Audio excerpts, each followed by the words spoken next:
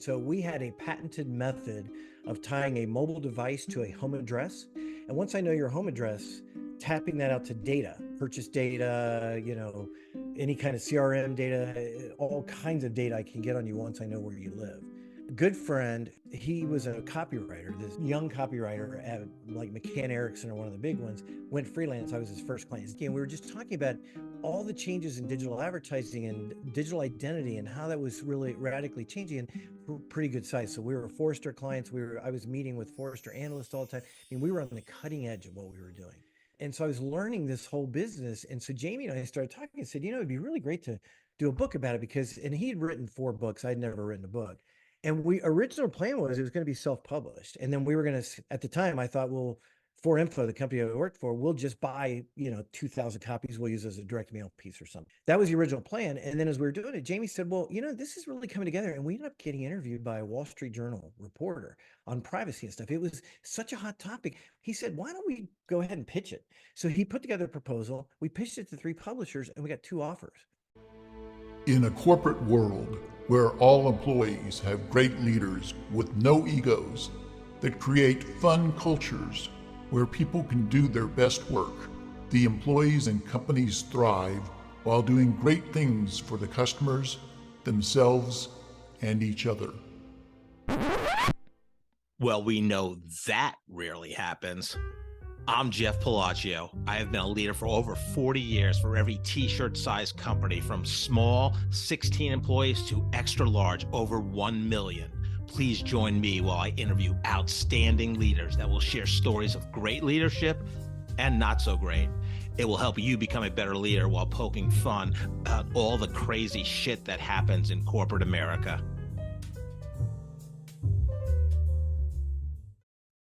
Hi, I'm Joe Deshawn, and welcome to the Corporate Couch with Jeff Palacio. Today, Jeff is interviewing Chuck Moxley. Chuck is the Chief Marketing Officer at Blue Triangle, the only complete platform purpose-built for continuous experience optimization that begins and ends with business outcomes. Prior to Blue Triangle, Chuck had been an executive at several marketing organizations. Chuck is also the author of a book, An Audience of One: Drive Superior Results by Making the Radical Shift from Mass Marketing to One-to-One Marketing.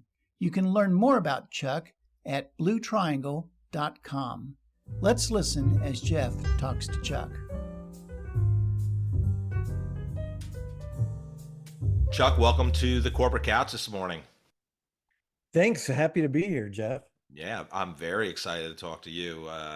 You and I are kind of kindred spirits, kind of technology, one-to-one marketing type advocates, and both have passion for it. And I'll say a fairly long history of doing it. So yeah, and a published author about the topic. So we're going to have fun today. Is that a kind way of saying we're not young? We're young at heart, Chuck. We're really there you young go. At heart. It's, there you go. The great Satchel Paige said, "Age is just a number." I mean, that's all it is, right? Right. And I think he also said, "How old would you be if you didn't know how old you were?" So, I love that line, actually. Yeah. So there you go. That's how. Yeah. All good. So, where'd you grow up, and what was fun for you growing up? What did you love to do? Yeah, so technically I was born in West Virginia, but we moved when I was 6 weeks old, so I remember nothing about it. So I grew up in Ohio, sort of outside Cincinnati, in the far suburbs until I was in 2nd grade in the near suburbs. And we moved at the beginning of my senior year of high school, which I do not recommend, by the way. But what was fun? I mean, and I have a daughter now that is 22, so I've gone through raising kids, and the world was so different then. In the morning in the summer we would like go out, we'd go around the neighborhood. They were like, I grew up across the street from a Catholic school, so there were like every family had 5 kids, so there were just a gazillion kids in the neighborhood. So there was always somebody to go do a kickball game with. We'd hop on our bikes, we'd bike for like blocks and stuff, and we'd show back up for dinner. It was like maybe lunch, it depended on who else we were ended up at. it was just that's what I remember about growing up. It was such a more, I don't know, innocent time. And Yeah. now it's like with my daughter, I mean, if she would go out and play in front of the street, I'd have to sit in the driveway and watch her, make Right. her, it's just different world, different time. Yeah, I mean, I wasn't a kid, but I remember one time in college, my mom was at one of my aunt's house, locally. I literally wrote her. It was the summer of whatever, junior or sophomore year. I literally wrote her a note that said, because just said, "Hey, I'm going to Long Island for a party. I'll be back either tomorrow or Sunday." I mean, Yeah. yeah, Yeah. yeah, right. So it's all good. Did you have any aspirations as a child? Like, did you have dreams of, hey, when I'm an adult, I want to be this? I always had an entrepreneurial spirit. So, and I also had sort of art skills. I always sat and drew things. And as a kid, I pictured, I really liked Radio Shack and I liked the stuff you could do in Radio Shack and the projects and stuff. And so I pictured uh, owning a store called Chuck's Electronics, and I would actually draw a picture of it, and I pictured that. That's what I pictured doing. Obviously, that wouldn't have turned out so well given the history of Radio Shack and where Right. that's been. Well, talk about, kind of the one of the leading edge kind of using information to market. They were back in the day, you had to give your phone number to Radio Shack and they put you in a That's true. database. Yeah, that was yeah, that's fun. So yeah, so Chuck's electronics never took off, but you've done a lot of And great things, and we're going to get it, to that. yeah, it never did. I will say my dad, who was just a fantastic mentor, he saw potential in me at an early age. And so he said, I think you'd be really good in marketing. And so he was a pastor and he knew everybody in town. It was a small town. And he knew the president of the bank, the local bank. So he set up a meeting for me to meet the president of the bank and to talk through, or I guess it wasn't the president, it was like the head of marketing. And he explained to me what marketing was. And he had much more of a PR bent to it. So that was my original plan. I was going to go to Xavier University, get my degree in PR when I graduated high school, and go straight into marketing. It's not what happened, but that was my original plan once I kind of Interesting. got Now, that settled. how old were you when your dad set up this meeting with the bank president? I would say 14, 15, Oh wow. 16, somewhere in there. So it was fairly early. Dad was always coaching. Yeah, So yeah. he was, yeah. That sounds fantastic. So you did major in marketing, right, in college? No. No? Oh, jeez. Oh, wow. Let's No, and talk this about is that. not a simple story, but we moved at the beginning of my senior year of high school, and we moved from again Ohio to Washington D.C. suburbs. It was culture shock. I went from actually an inner city school with about 1,000 students, high school, to a affluent suburban high school with 4,000 students. Wow. Yeah, and it was the worst year, one of the worst years of my life, I Oh, would jeez. say. It was just not a good year, and it kind of derailed all of that. The thing I hated school. I was struggling because academically it was a far more superior school than I was in. And so I got an opportunity to do a internship while I was in high school, where I went and worked at an advertising specialties place, like the pens and the Yeah, cups and yeah. that kind of stuff. But I was like copying stuff for them, doing purchase orders, just kind of menial tasks, but learned the business. And they actually hired me right after high school. And I started going out selling that stuff, like door to door in office parks and stuff. Wow. But I would plan to go to college. I ended up just enrolling part-time in community college and did that in marketing. So I wasn't, so technically, I guess that was marketing was my major, but I was doing that because I was starting to do that job. And then I got a job working in a furniture store in a management training program, did that for a couple of years, moved on to a bank. And so I was trying to kind of figure out, my parents had moved, had left town. I had to live on my own and all that kind of stuff. And I heard about computers and I thought, you know what? And they were becoming a thing. And I didn't know what computer programming was, but I knew I could make a lot of money. I was tired of working in a bank. So I got a job. I actually took a class on Wang word processors, got a job for a company doing word processing back when that was Yeah. a person, right? And went to school at night, went to DeVry, what would be DeVry today, and Sure. got my certificate in computer programming.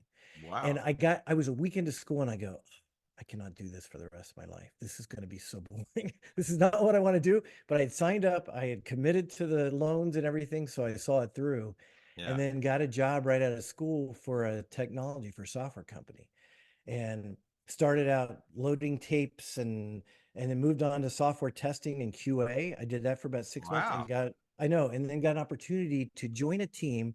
There were 50 of us. It was a government contractor. We were installing software in military hospitals all over the world. And there were 50 of us all recruited into this team. We were almost all of us were in our 20s because I was, 22 at this point, Right. 23.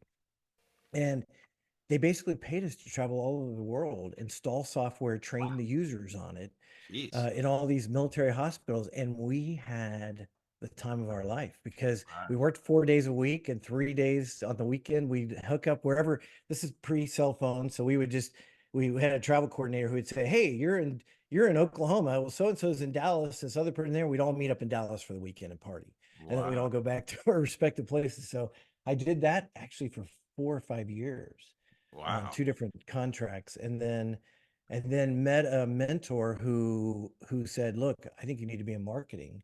He was from the headquarters down in Atlanta. He tapped me and I moved down there, became a product manager, and then went into marketing, and then went into agency. And like, so I got into marketing but kind of backwards I in that love that. I process. mean, we're really kindred spirits because I had my dad was a welder, a union welder.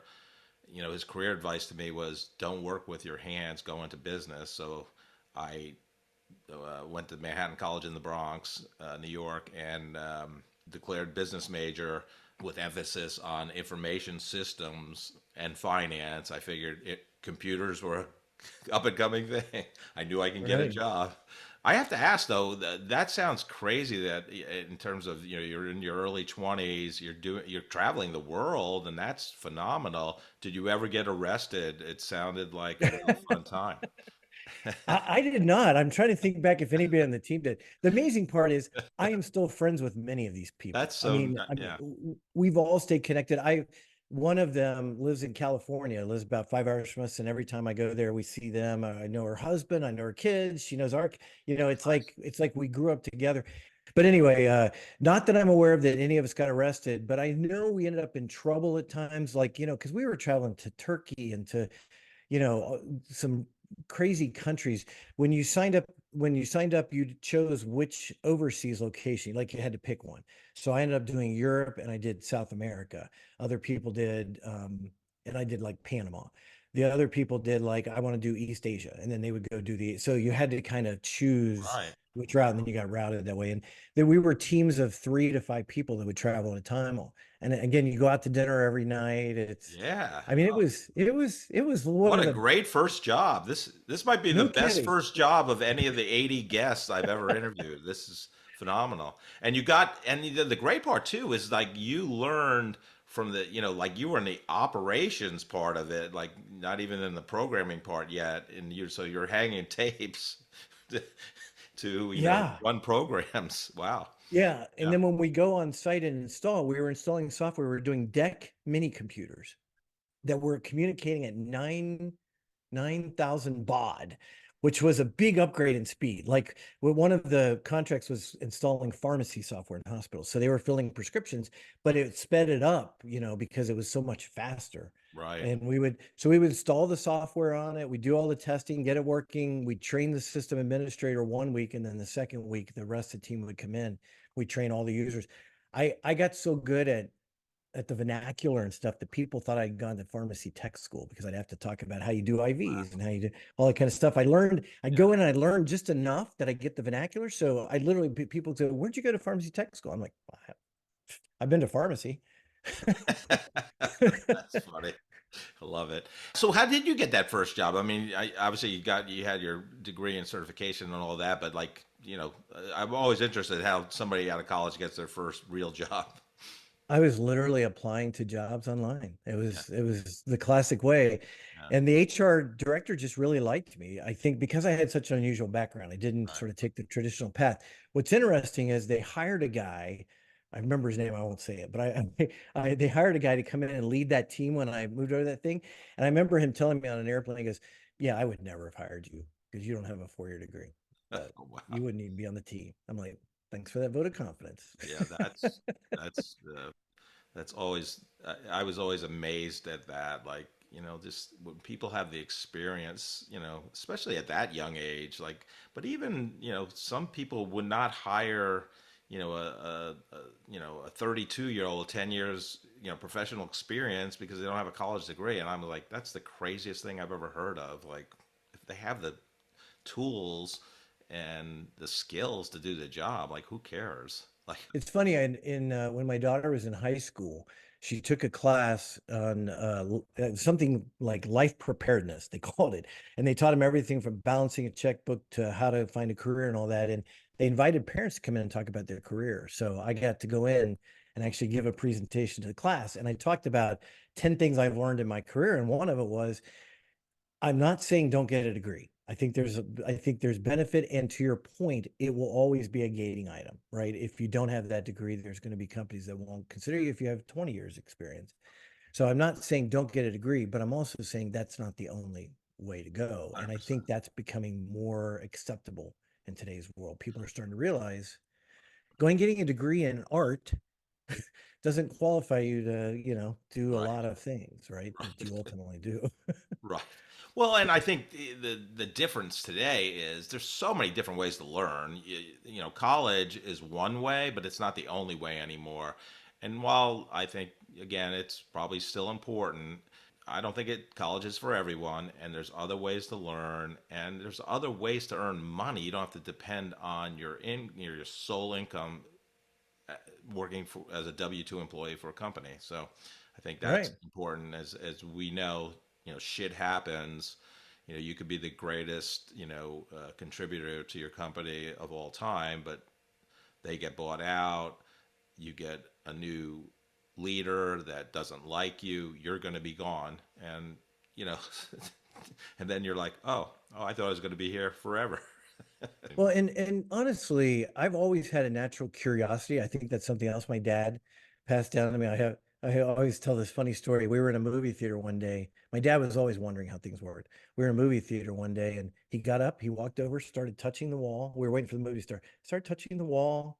He comes back and sits back down. I'm like, Dad, what are you doing? What? He said, I was trying to figure out how they make it soundproof between the two theaters so you don't hear the other movie. Right. It was just it was his brain, Yeah. and for whatever reason, he kind of still to me. So when I was doing that internship in high school, and I told interns later when I worked in an ad agency in Kansas City, Barkley, I would tell when because we hired like 20 or 30 interns out of KU every year, and I would tell them, look, you're going to be photocopying stuff, but when I was photocopying stuff, I was reading everything. I was photocopying. I had to stand there anyway, wait for it to photocopy. I started reading everything. I started understanding how contracts worked and how purchase orders worked and how the pricing worked on specialty items. It was at that time based on a letter and whether it's a 50% margin or 40% margin. I learned all that stuff just by watching and being curious about it. And so back to the point of the college degree, I feel like if you have that mindset, like today, I'm learning the playbook I use today in my job is radically different from what worked 2 years ago and radically different from 4 years ago, right? If Right. I wasn't constantly learning and all that stuff, and none of that stuff would have anything to do with the classes I took in college, Right. decades ago. Right. That's the point. That's frozen time, frozen knowledge, right? Right. Yeah, exactly. Um, so Well, and I don't know. I mean, there's different ways to learn, and there's, after a test, your retention goes like down to almost zero, depending on the good time point. period. So Good it's point. like, yeah, I think college is a lot about, there's a lot of, socialization skills and working with others and diversity and learning to get along with different types of people. It's not so much about the content you learned, possibly, especially, True. but Well, and at DeVry, I learned to program in COBOL and Fortran. I guarantee I could not do that today. I retained none of that. right. There you go. Not that it would even be useful, but Yeah, so I mean, so okay, so you're in a marketing position now from, kind of the IT world. I mean, what did you have a great mentor? Like, I mean, obviously it's a natural thing for you, and I did the same thing per our earlier conversation before, before we started recording, it's natural for you to kind of blend your technology, IT skills, and apply them to what you're going to learn in marketing. But what was kind of the tipping point or the origin story of you kind of embracing that type of marketing? I always had the interest in it. In fact, I always wanted to, and maybe this was, from TV and other things, but I always wanted to be in advertising. I liked advertising. In high school, I did a science fair project on the psychology of advertising Wow. and in the whole bit. So I always had this interest in advertising and marketing. So it was always there, even though I wasn't doing it, right? I was always curious about it, always thinking about it, and truly, I think one of probably the biggest tipping point was a mentor. When I was working for the company in Washington D.C. that was the government contractor, I was between contracts. When you're between contracts like that, they don't want to let the people go, so you would come in and you would do nothing all day. I was every day, and I was getting so frustrated and angry. I was in my early mid 20s, and I'm like, I'm not advancing. And I was having ideas. I was trying to think of entrepreneurial ideas because my brain wouldn't stop, even though I wasn't doing anything. And my boss had a funeral to go to, and there was an executive coming from headquarters in Atlanta, and everybody I had met from the Atlanta headquarters, it was a huge company with 3,000 employees, I was not terribly impressed with. So I went in this meeting with such a bad attitude, like, because I had to just demonstrate our software. I had to show them our software. I'm like, all right, fine, let's get it over with, let's do it. Well, a guy was named Larry Latimer, and he started asking me. He was the division head for a different division, but and he was over in a different software, in the retail software. So he started asking me, what do you think about blah blah? And nobody ever asked me. And I said, well, I think blah, blah. And then we started talking. That meeting happened at 10 a.m. and we finished at like 9 that night. Oh my God. We ended up going to dinner. We ended up, and he was telling me, well, I'm trying to figure out how we do this, how we grow the thing. And I was giving him ideas. Here's what I would do. Here's my thoughts on it. Again, I wasn't qualified. I Yeah. just had kind of the thinking on it, and he really liked it. And we kept in touch. And then he ended up tapping me. By this point, he had moved to a different division, and I became a product manager and flew down. And he said, I don't even know what the job is. I just want you to come down. And I took it blind faith, and I went down and we kind of crafted it, became product manager. And the other big life-changing thing was my wife worked in that division in a cubicle, like 3 cubicles away. And that's how I met her. Oh So, man, what a which would great never have story. happened. Yeah. Yeah. Great story on all aspects, professionally and obviously for you personally. Well, and he was a true mentor. One day Yeah. a week we would go to the Waffle House, and he would give me life lessons. He was teaching me sales. He was teaching me all this stuff. He taught me about goal setting.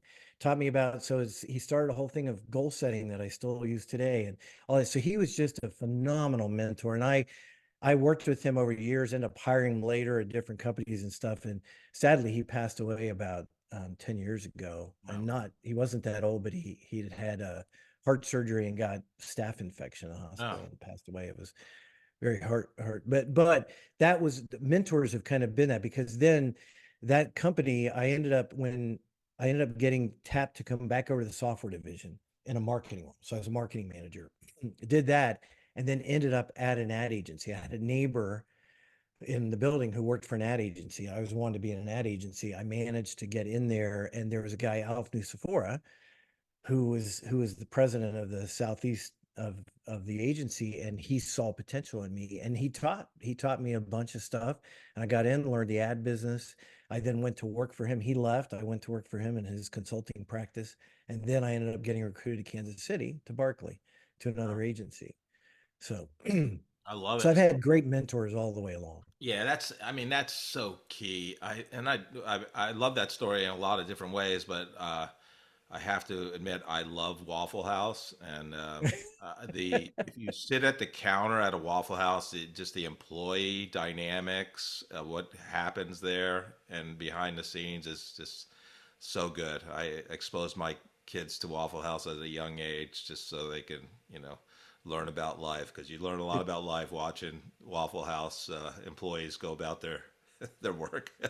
You do. And fun fact, Larry, the guy I was working for, he was also kind of a Renaissance guy. He actually started his career as a country music songwriter. and he wrote the Waffle House song, which was the #1 jukebox song. Yes, yes, I have played that song many times. I don't know the number. It's probably the same number on every Waffle House jukebox, Yeah. and they're headquartered in Georgia, maybe Atlanta. I don't know exactly where, but I know in every highway in the Atlanta metropolitan area, every corner, of the highway where you can exit, north, south, east, west, whatever, there is a Waffle House. Like, Yeah, it's yeah, yeah. beautiful.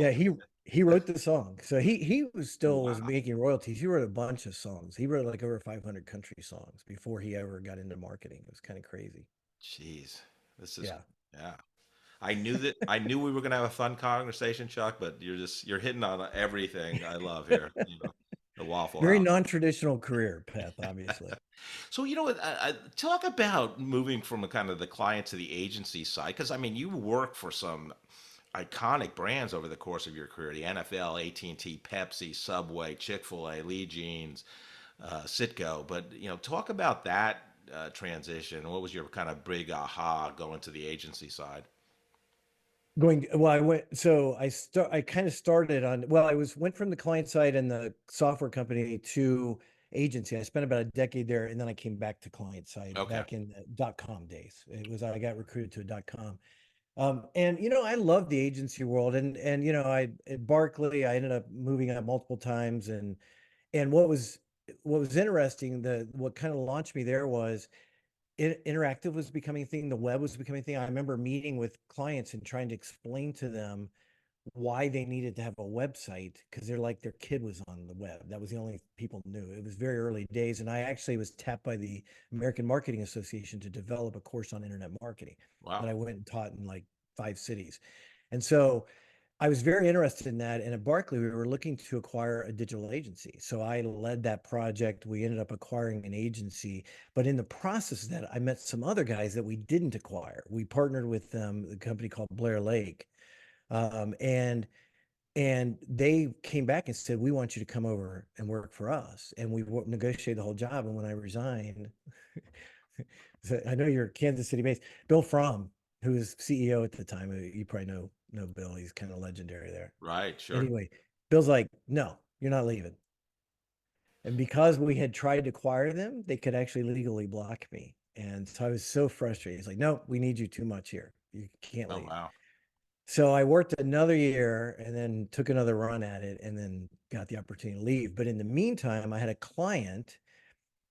When we had started the one-to-one marketing division, I had a client in Oklahoma City who ended up knowing somebody at a .com, and they were getting funded, and it was in the employees benefit space and HR space.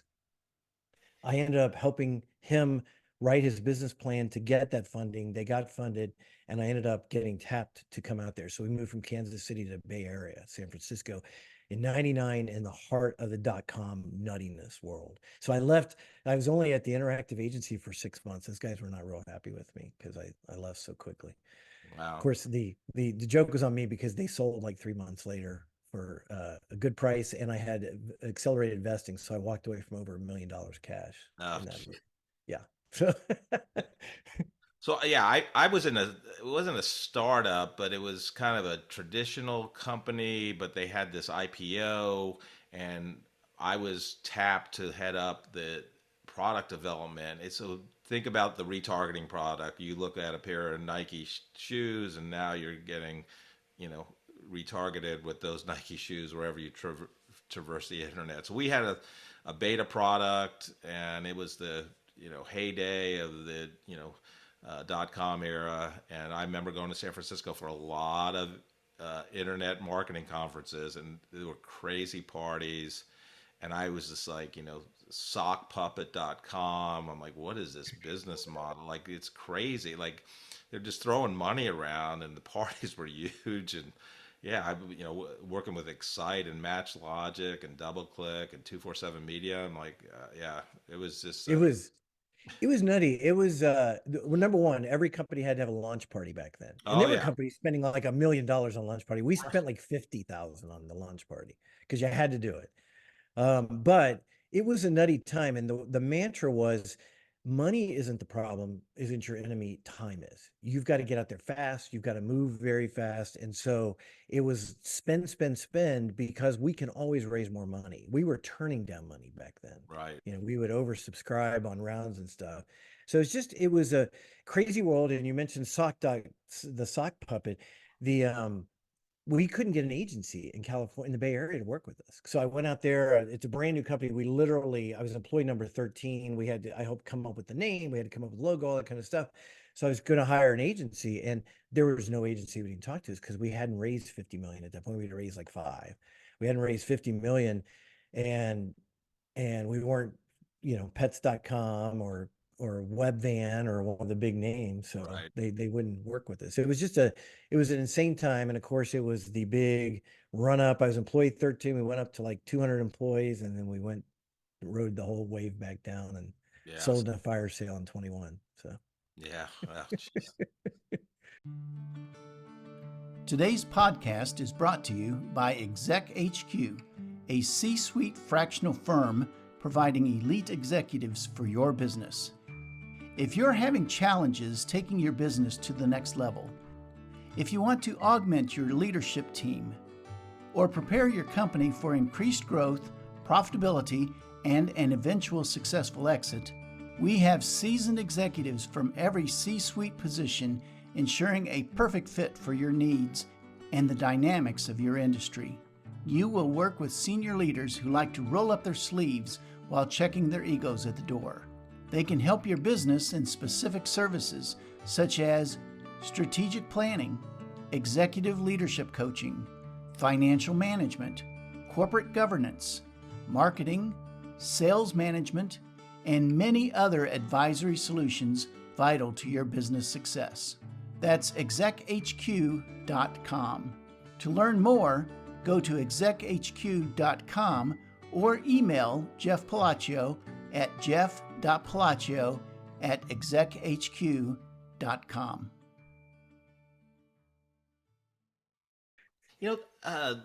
I would say one thing about agencies, most of their job posting will say you need agency experience. So what's your thoughts on that in terms of hiring people? It's such a different world. And there's pros and cons to both. The great part about working in an agency, and I was on the account side. I'm not, I wasn't creative, but I was managing accounts, managing budgets, that kind of stuff. And the great part was it was never a boring day. You're working on multiple brands. I'd work with clients. I worked with a client in auto glass, Safe Flight Auto Glass, and I kept thinking, I learned that business in like 4 months. I learned everything I need to know about auto glass in 4 months. And I'm like, how do you, as the head of marketing, and this is your job day in, day out, like, wouldn't that be boring after 2 years, 5 years, Right, et right. cetera? Right.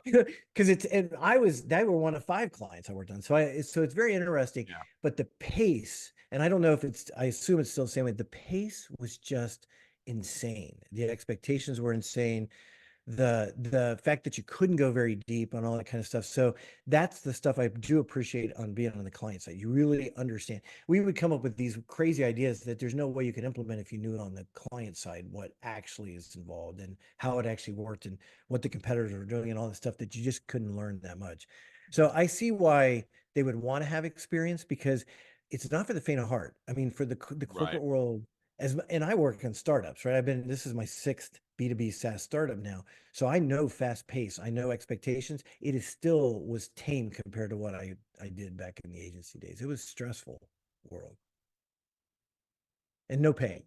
It was much lower pay. Well, that's why they get people right out of college too. Agencies just to train them because they don't know it. College grads don't know anything better. Because it's their first job, so they just pay them low and promise them the moon over time. So it's all good. What's the craziest client request you've ever gotten when you worked at an agency? I'll tell you a crazy story. I inherited an account. I won't name the account because the company's probably still in business today. And this is down in the South. But it was an account that I was like the 5th person to work on, and every other person would like quit in tears. It was he had to be manic depressive, the client. So it was one of those things where he was either your best friend or he was just ripping you. I mean, like screaming at you. But I inherited the account and they had just rolled out commercials that simultaneously won an Addy and a baddie because the commercials were giving kids nightmares and they had to be pulled off air. Wow. It was a super clever idea about, the old expression, don't cough your head off. Right, right. Well, picture like kid wakes up at night, head explodes. Oh my God. That was the concept. And it was actually giving kids nightmares that if they got a cough at night, their heads would Oh explode. my God. So I came onto the account with a very unhappy client. And I managed that account longer than anybody in the agency. I kept about a year and a half. Yeah. So I don't know. That's kind of one of my more crazy stories. But Yeah. I had great clients over the years, and Barkley was super fun. I loved Barkley. It was such a great environment, and I thought about going back to the agency world at some point, but I don't know. It would be Yeah. hard. You're having too much fun with startups. How'd you handle that account, the turn it around and manage it so long? I get along very well with people. I think I'm naturally empathetic, so I'm a pretty good listener. And so when he would go off on that, I would just kind of let him kind of spew out and everything, because he would literally scream at me for 3 minutes, and then he'd stop. I wouldn't like argue, and one of the things I learned is when you presented concepts, he already had an idea in his head. So I just quit fighting with the creative team. I quit, you know what? This is not going to be great creative. Let's do our best. We'll present it. He's going to tell me exactly how to change the ad. I'm going to come back and I'm going to tell you exactly how to change that ad. Right. And we're going to do it. And you're not going to win awards and it's going to be crappy advertising, but that's what's going to keep him happy. And so working and managing so many clients, you learn tact, you learn how to adapt to that style. And he would Yeah. yell at you for 3 minutes and then stop if you weren't like fighting him and go, "Hey, how's your wife? How's Janice?" It was like, hold on, I gotta cover here for a second, then I can answer that question. Yeah. Clients, you can't live with them and you can't shoot them. Talk about your book, Audience of One. I love it. It brought back a lot of memories of my early days in database marketing. We talked about the great marketing turnaround by Stan Rapp and Tom Collins, and One-to-One Future with Don Peppers and Martha Rogers, and the complete database marketer by Arthur Hughes. But yeah, I love the book, and it's and what it can do for companies. Talk about it. Yeah, so I ended up at a startup in gosh, I guess it's been over 10 years ago now, in the digital advertising space. Originally, we were mobile advertising, and so we had a patented method of tying a mobile device to a home address. And once I know your home address, tapping that out to data, purchase data, any kind of CRM data, all kinds of data I can get on you once I know where you live. That sounds very creepy if you say that the wrong way. Right. Anyway, so I was there 7 years and I just learned so much. And we ultimately built out our ability to tie out to connected television sets, which was becoming very big. And we sold the company in 2020. But while I was there, a good friend who I've known, his father was my boss's boss back at Earl Palmer Brown, the agency I worked at in Atlanta, my first agency. He was a copywriter, this Jamie Turner, who's my co-writer. He was a young copywriter at like McCann Erickson or one of the big ones, went freelance. I was his first client. His dad came to me and said, "Hey, would you take a look at Jamie's work? And if you think he's any good, hire him for some of the accounts that you're working on." I ended up hiring him, have known him for years, became a good friend, have worked with him many, many times. And so he was consulting with us at For Info, and we were just talking about all the changes in digital advertising and digital identity and how that was really radically changing. And we were Forrester clients. I mean, we built the company, we grew it pretty fast and pretty good size. So we were Forrester clients. I was meeting with Forrester analysts all the time. I mean, we were on the cutting edge of what we were doing. And so I was learning this whole business. And so Jamie and I started talking and said, it'd be really great to do a book about it, and he'd written 4 books. I'd never written a book. And original plan was it was going to be self-published. And then we were going to, at the time, I thought, well, For Info, the company I worked for, we'll just buy, 2,000 copies. We'll use it as a direct mail piece or something, we'll use it, kind of like Six Sense did with the book that they wrote. that the CMO wrote there. That was the original plan. And then as we were doing it, Jamie said, well, this is really coming together. And we ended up getting interviewed by a Wall Street Journal reporter on privacy and stuff. It was such a hot topic. And and Jamie's a college professor. So we were talking to other professors and there was so much interest in the topic. He said, why don't we go ahead and pitch it? So he put together a proposal. We pitched it to 3 publishers and we got 2 offers. So McGraw-Hill, and I'm drawing a blank on who the other publisher was. And we ended up going with McGraw-Hill. And that was a big change because then suddenly you're on deadline. Now you've got a contract. Now you've got an advance. Now you have to actually deliver. Right. And it was a beast because we had written like 2 or 3 chapters at that point. And so then we had to write the rest of the book. We had a deadline to get it done. And I was literally working all day.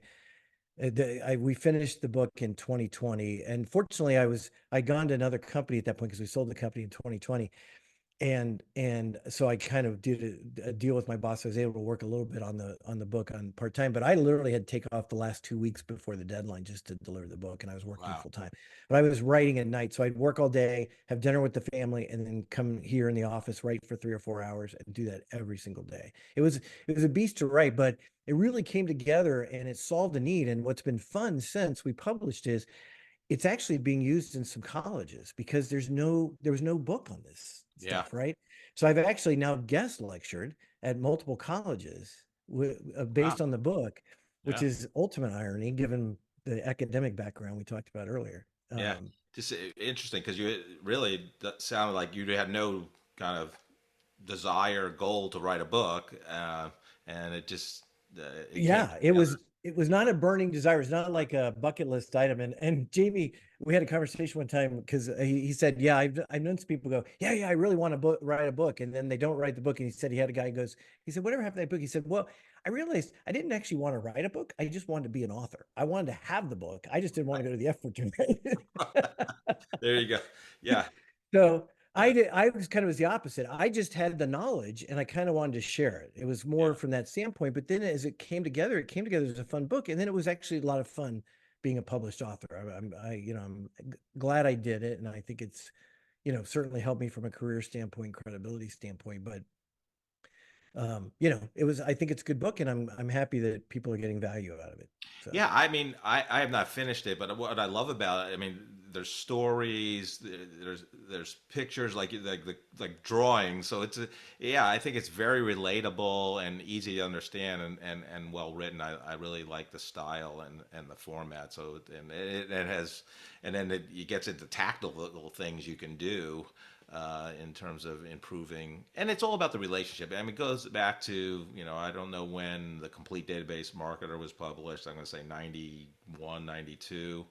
But, it talked about, your local store. They talk about a grocery store where the family owned it, the family knew your name, the dog's name, your birthday, your favorite foods. It's just that personalization to build the relationship. And obviously, as we know, technology allows you to do that, over, many different people and customers.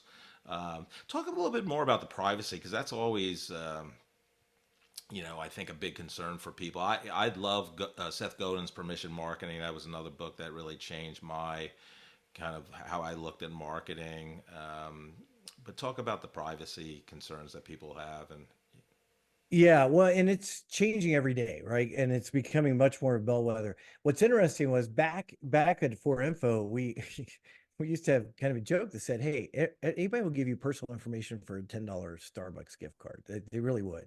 So there's always this exchange with consumers, right? They want stuff for free. They want the rewards. And yet on surveys, they'll say they're concerned about privacy. I think it's becoming a much bigger deal today, I think, with a lot of the government regulations and things coming down. But even when we wrote the book, we dedicated an entire chapter to it, and we tapped a couple of college professors who specialize in that. We also got some input from Kirsten McMullen, who is our chief privacy officer at For Info. They actually contributed a lot to that chapter on it. But we talked about a couple of things. One is that what was called the privacy paradox, where people don't want to give the information, but they do want the stuff for free that comes with it, right? And so it's a little bit of that quid pro quo. but there are ways to protect it. And obviously, everything even we were doing at 4Info was anonymized, right? So we were able to take it and develop and we talk about this in the book, and we actually detail it in the illustrations. Which, by the way, Jamie actually did all those Yeah, illustrations. they're great. I love them. Yeah. Yeah. So, but we actually illustrate the idea of you build out anonymous IDs that can have a way to decrypt them in the middle. So an advertiser who wants to reach somebody may have an ID that is associated with it. The data company has an ID. Somebody in the middle is able to combine those two without the privacy being lost. So there's no way the advertiser ever knows who it is, or vice Right. versa. There's other protections and things and stuff that you do in protecting all that, but it is a big deal. And more than anything, and this comes up every day. We talk about it. It feels like is don't be creepy. I mean, there's lots of things you can do that are just creepy. Right. I always tell the story, and this is probably in the book, about when caller ID first came out. Companies thought, oh, that's really great. So they say, so you call, it's 800, and they go, hello, Jeff, how can I help you? And it's like, people were totally weirded out. So that's when they went to, so what's your name? And like you're saying the name and you're not hearing any typing in the background because they've got it displayed on the screen because it came Right. through with your phone number, right? They Right. just Right. verify it. So Yeah. anyway, there's things you can do to not be creepy, but you definitely have to be careful of it. And we had a mantra at 4Info. Our thing was we never want to be on the cover of Wall Street Journal. Right. Good, Right? good goal. Yeah. And so that's the lens that we reviewed anything, because we did have people come to us and want to do some crazy stuff. We did some really Yeah. experimental out there things with digital identity. But there were times I remember a request we had to identify people who worked at Amazon warehouses and be able to reach them when tax time at January 1 because they could file their taxes early or something. And when we sort of laid out the use case and everything, and everything had to run through privacy, we're like, yeah, no, that's not going to Right. pass Right. muster. You have any thoughts on what's going on with TikTok right now and the potential ban? And I have feelings about TikTok because I have a 22-year-old. sure. and, and in fact, I'm working on a LinkedIn post right now about that whole topic and how you lose your child to social media. Yeah. But in terms of the privacy piece, I mean, I think the concerns are very real. Anecdotal evidence, I always say audience of one, right?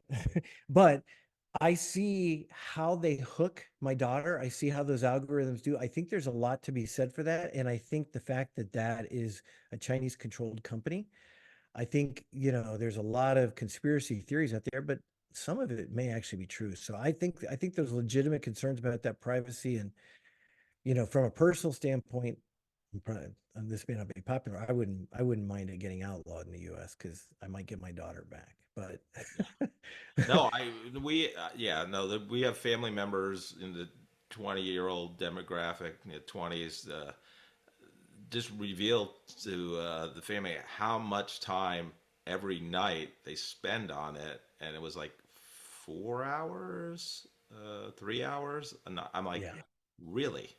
I'm like, yeah, that to me is crazy. But hey, yeah. what do I know? Another thing I like to talk about is, obviously hot and heavy in terms of, every area, in our life today. But talk about AI and the uses in marketing, and where do you see it going? So I think it's a bit of a wild west. We obviously are trying a ton of AI tools within our company. And I think it's way early. And I think we're sometimes misunderstanding the opportunity there. We do a podcast, through the company, and we've been talking about doing a whole episode on AI and the misunderstandings about it. But I think there are things that AI can do, certain manual things and uncover data across large data sets, things like that. There's some advantages of it, but the idea, and the example I always give is, I can write a blog post, that's, a good blog post that's good and it's got great content. I can throw it into an AI tool, have it create a LinkedIn post for me, and it will be the most boring LinkedIn post that nobody will ever want to read, right? So it's capable of doing it, but is that the best use of it? And Yeah. it's funny because this is another thing I'm going to share probably next week on LinkedIn. I just read about a commercial for the Washington State Lottery where they used AI, and they're using now with the whole images, and there's all the controversy there, and the whole thing that kind of Google stepped on themselves over. But I thought it was brilliant because they actually used actors, tied it into AI, and they laid it out. It was not like they put in a single prompt and out came the commercial. This was done by VML actually, so Okay. which is, you would know very well being there in Kansas City. Um, but I thought they did a brilliant job of using AI effectively and ethically, because they actually, filmed actors and used paid talent in what they created, and it was a brilliant way to bring it to life. So I think we're going to see more people using AI like that. I think we're going to see people going, I see AI as a tool that can be used to do pieces of it, but doesn't necessarily replace things and doesn't become again, it's like all the AI content that's being built out there. It's really boring stuff that maybe works for SEO and maybe not, because I think Google's trying to figure out and deprioritize that. But I just feel like it's almost more misused than used right now. And then take prospecting. If you're getting all the emails I'm getting, I get 20 or 30 emails a day that are clearly produced by AI tools. So it just Right. allows massive scale. And I get people emailing going, I can get it so you can produce 1 million emails a week. I don't want to produce 1 million emails a Right. week. Right.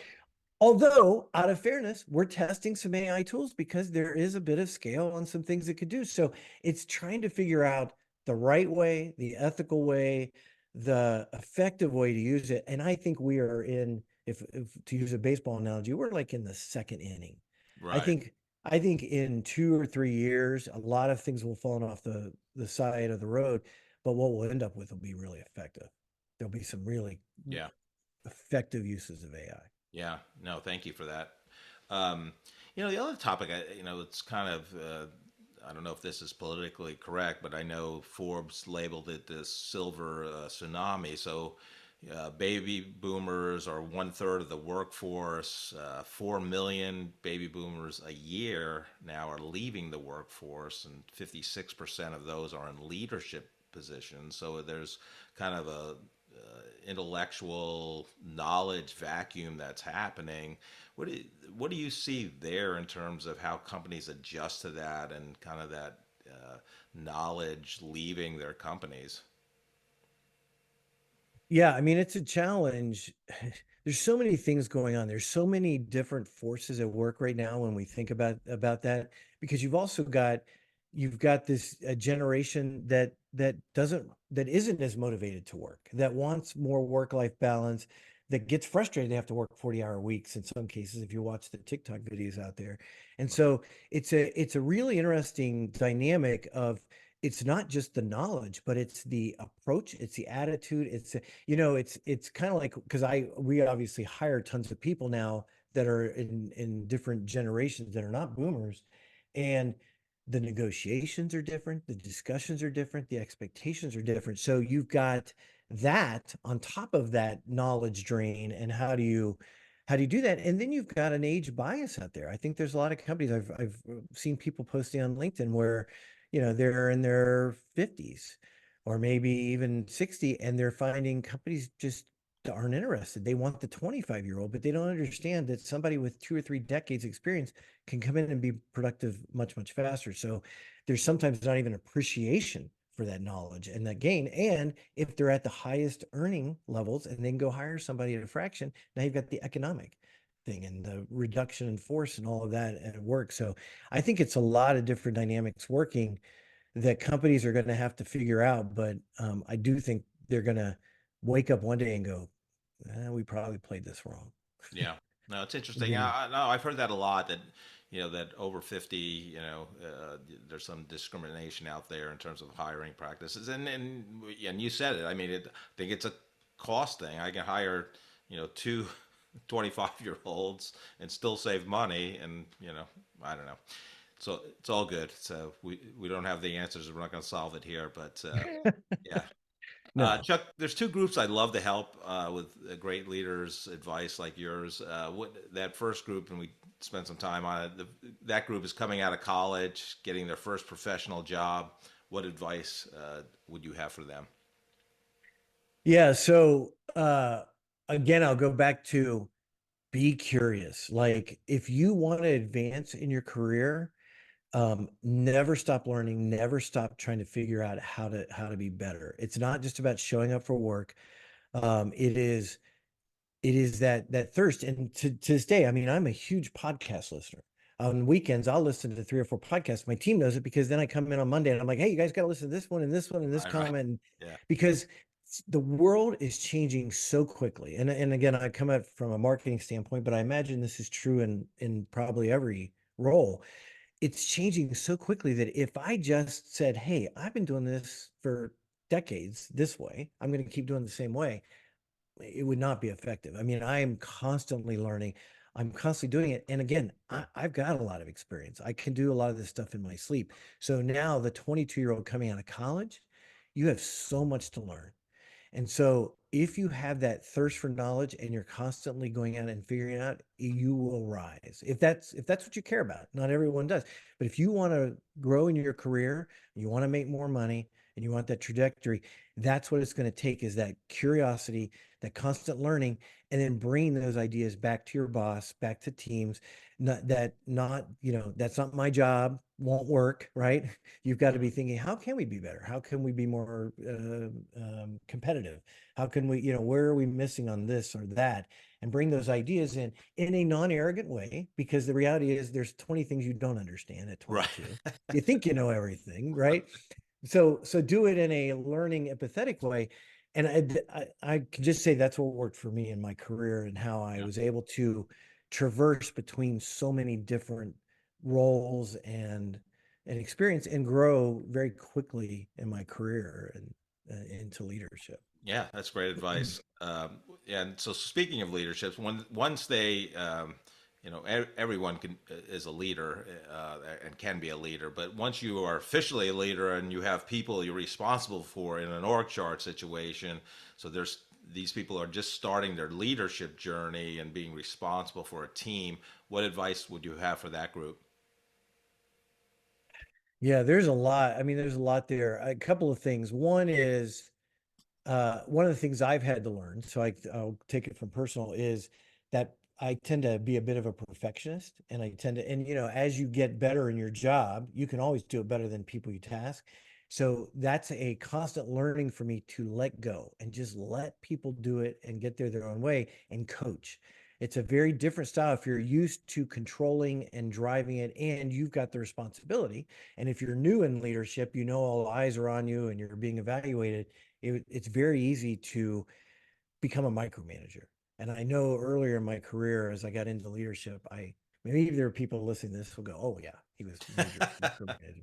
So that was something that I've had to learn, and I feel like I constantly have to learn. I constantly have to let go and realize there's more than one way to get there, and it's a good learning experience. And if I can train up others to do it, then I don't have to stay involved. It's that otherwise I end up having to do too much of the work, and that then I can't rise and they can't learn. They don't get a chance to learn. So that's one. And then I think the other thing, I think every person goes through the imposter syndrome, and you just have to realize you're not alone. Networking, and it's so easy to do today in ways that wasn't 20 years ago. 20 years ago, you would have had to go on a Thursday night. You have to go find a group on a Thursday night, go hang out at a restaurant, that kind of stuff. Now they have Slack communities out there. I belong to multiple communities, and you can learn. You can post questions on there, and you'll have 30 experts that will weigh in Right. and give and tell you how it's working for them. It's a game changer. And then for us who are further in our career, I love going in and being able to answer those questions and being able to tell them if I don't know the answers, but I can tell you what I've learned from our standpoint and what didn't work for me. It's just an awesome way to share and to bring up the next group of people, and don't go it alone. Don't think you have to know all Right. the answers. You're not going to. Yeah. So, No, that's great advice. Chuck, such a pleasure and an honor to talk to you today. Thanks for coming on the corporate couch. Jeff, it's been an absolute joy. So thank you for having me. I love talking to Chuck. I felt like we had parallel careers. We both in the same age demographic and early pioneers in the one-to-one marketing space. And he started his career in IT as well as I did. And any conversation where Waffle House is brought up, Waffle I'm House is all the in. best, isn't it? The best. Love it. It's the absolute best. Yeah, he met once a week with his early mentor. They met at the Waffle House. Mm-hmm. The mentor talked about sales and marketing, and he learned so much from the person. So, yeah, as well, he might have had the best first job of any guest. He was doing software implementation and traveling all over the country and the world in his early Turkey. 20s. Yeah, I mean, what's better than that? How does it get any more fun than that? And have a weekend off, and you all get together and everything. He's so good. He talks about AI. We talked about privacy. I love this line. He wrote this great book called Audience of One, which goes back to our days, Mm-hmm. Joe, doing it one-to-one marketing as best we could in the early 90s, reading The One-to-One Future by Don Peppers and Martha Rogers. And Don Peppers wrote the foreword to his book, The Audience of One. Well, he's co-author. And it was published by McGraw-Hill. So, I mean, for a first book, it's like a real book, isn't it? Yeah, like it's a real thing.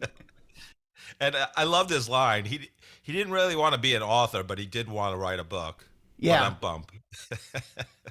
So just great. It was just fun. What did you take out of the episode? It was a great interview. I just absolutely loved it. And of course, I've been playing around a lot with AI lately and some of the abilities of AI and the marvelous, almost miraculous things that AI can do.